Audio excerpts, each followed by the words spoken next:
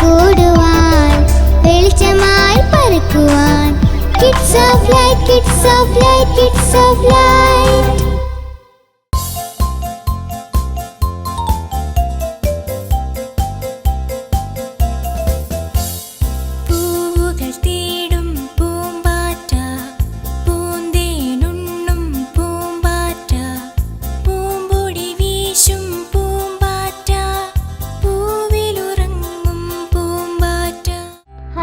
നല്ല മാമ്പഴം, ഇത് മുറിച്ച് നമുക്ക് എല്ലാവർക്കും കൂടെ കഴിക്കാം.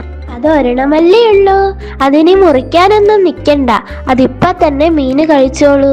അത് വേണ്ട, ഒരു കപ്പക്കിഴങ്ങാണെങ്കിലും അത് എല്ലാവർക്കും പങ്കുവെച്ച് കഴിച്ചിരുന്ന ഗുരുവിന്റെ കുഞ്ഞാണ് ഞാൻ. ആനക്കുഞ്ഞേ, ഈ മാമ്പഴം കണ്ടപ്പോൾ അമ്മ എന്റെ ഗുരുവിന്റെ കുട്ടിക്കാലത്തെ കുറിച്ച് പറഞ്ഞു തന്ന ഒരു കാര്യം ഞാൻ ഓർത്തുപോയി. എന്താ മീനു, എനിക്കും കൂടി പറഞ്ഞു തരുമോ?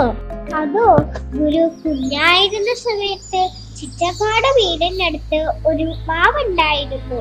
നിറയെ മാമ്പഴങ്ങളുള്ള ഒരു മാവ്.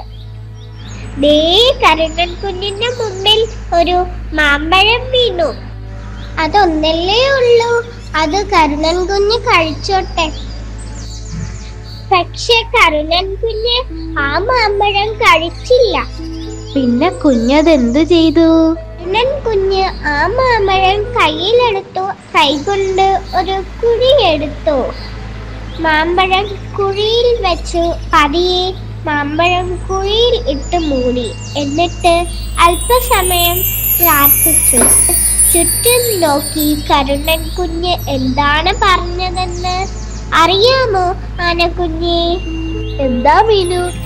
ഇത് മുളയ്ക്കും, വളരും, എന്നും എല്ലാവർക്കും മാമ്പഴം തരും. തനിക്ക് കിട്ടിയ ഒരു മാമ്പഴം പോലും എല്ലാവർക്കും മധുരം പകരാനായി നട്ടു സൂക്ഷിക്കുകയായിരുന്നു കരുണൻ കുഞ്ഞ്. Sharing is caring. കൂട്ടുകാരെ, ഇതിൽ നിന്ന് നമ്മൾ എന്താണ് മനസ്സിലാക്കിയത്? പങ്കുവയ്ക്കൽ സ്നേഹത്തിന്റെ ഭാഷയാണ്. പങ്കുവച്ചാൽ നമ്മുടെ സന്തോഷം ഇരട്ടിയാകും.